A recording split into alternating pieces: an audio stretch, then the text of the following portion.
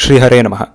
ಬ್ರಹ್ಮನ್ ಎನ್ನುವ ಪದವನ್ನು ಹಲವಾರು ಸಲ ಶಾಸ್ತ್ರಗಳಲ್ಲಿ ಭಗವಂತನಿಗೆ ಉಪಯೋಗಿಸಲಾಗುತ್ತದೆ. ಆದರೆ ಬ್ರಹ್ಮನ್ ಎಂದರೆ ಅರ್ಥವೇ ವಿಷ್ಣು ಎಂದು ಗೊತ್ತಾ? ಬ್ರಹ್ಮನ್ ಪದದ ಮೂಲ ಬೃಹತ್. ಬೃಹದ್ ಎಂದರೆ ವಿಶಾಲ ಅಥವಾ ವ್ಯಾಪ್ತ ಮಾಡುವುದು ಎಂದು. ಹಾಗಾಗಿ ವಿಷ್ಣು ಪುರಾಣ ಹೇಳುತ್ತದೆ, ಬೃಹತ್ವಾತ್ ಬ್ರಹ್ಮಣತ್ವಾತ್ ಚ ತದ್ ಬ್ರಹ್ಮ ಇತಿ ಅಭಿಧೀಯತೆ. ಇದು ಬ್ರಹ್ಮನ್ ಎನ್ನುವ ಪದದ ಅರ್ಥ. ಇದೇ ಅರ್ಥ ಹರಿವಂಶ, ಕೂರ್ಮಪುರಾಣ ಮತ್ತು ಬೇರೆ ಶಾಸ್ತ್ರಗಳಲ್ಲಿಯೂ ಕೂಡ ಸಿಗುತ್ತದೆ.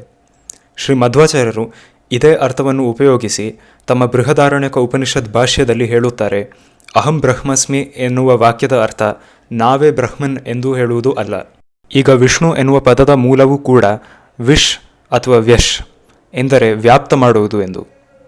ಹಾಗಾಗಿ ನಿರುಕ್ತದ 12ನೇ ಅಧ್ಯಾಯದಲ್ಲಿ ಹೇಳಲಾಗುತ್ತದೆ, ಅಥ ಯದ್ ವಿಷಿತೋ ಭವತಿ ತದ್ ವಿಷ್ಣುರ್ಭವತಿ, ವಿಷ್ಣುರ್ ವಿಷತೇರ್ವಾ ವ್ಯಷ್ಣೋತೇರ್ವಾ ತಸ್ಯೈಷಾ ಭವತಿ.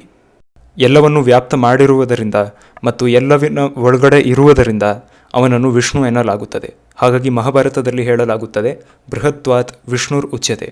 ಶ್ರೀ ಮಧ್ವಾಚಾರ್ಯರು ತಮ್ಮ ಬ್ರಹ್ಮಸೂತ್ರ ಭಾಷ್ಯದಲ್ಲಿ ಈ ಒಂದು ಪ್ರಮಾಣವನ್ನು ಕೋಟ್ ಮಾಡುತ್ತಾರೆ, ಬ್ರಹ್ಮಶಬ್ದ ಪರೇ ವಿಷ್ಣು ನಾನ್ಯತ್ರ ಕ್ವಚಿದ್ ಇಷ್ಯತೆ ಅಸಂಪೂರ್ಣಾ ಪರೇ ಯಸ್ಮಾತ್ ಉಪಚಾರೇಣ ವಾ ಭವೇತ್. ಬ್ರಹ್ಮನ್ ಎನ್ನುವ ಪದವನ್ನು ವಿಷ್ಣುವಿಗೆ ಮಾತ್ರ, ಪರವಾಗಿರುವನಿಗೆ ಮಾತ್ರ ಉಪಯೋಗಿಸಲಾಗಬಹುದು. ಬೇರೆ ಎಲ್ಲ ವಸ್ತುಗಳು ಅಸಂಪೂರ್ಣ. ಹಾಗಾಗಿ ಅವರಿಗೆ ಈ ಪದದ ಬರೀ ಅಮುಖ್ಯ ಅರ್ಥವನ್ನು ಉಪಯೋಗಿಸಬಹುದು.